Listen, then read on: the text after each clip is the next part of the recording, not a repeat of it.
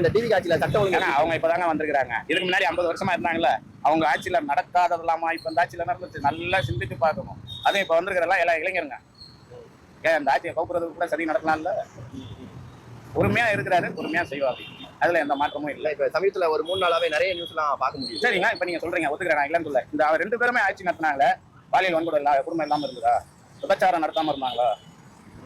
நம்ம நியூஸ்ல பாக்குறோம், நேர்ல பாக்கல, நியூஸ்ல பாக்குறோம், மீடியால பாக்குறோம். நடக்காம இருக்குதா?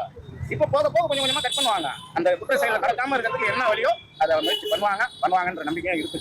இப்போ மத்த ஆட்சியோட இந்த ஆட்சி கொஞ்சம் அது போக போக தாங்க தெரியும். எடுத்தவொடனே நம்ம வந்து கொடி நாட்டிட முடியாது.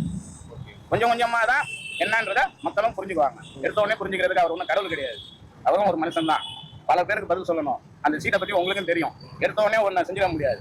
அதுக்கு சட்ட ஆலோசனை இருக்கு, சட்ட நிறுவனர்களும் இருக்காங்க. பல பேரை கன்சல்ட் பண்ணதுக்கு அப்புறம் தான் அந்த தீர்ப்பு வருமே தவிர, அதுக்கு முன்னாடி நம்ம வந்து சும்மா அவர் மேல குறை சொல்றது, இவர் மேல குறை சொல்றது, அதெல்லாம் இல்லை. அது மாதிரி செய்யவும் கூடாது. ஒருத்தர் வெயிட் பண்ணி பார்ப்போம், நல்லது நடக்கும்.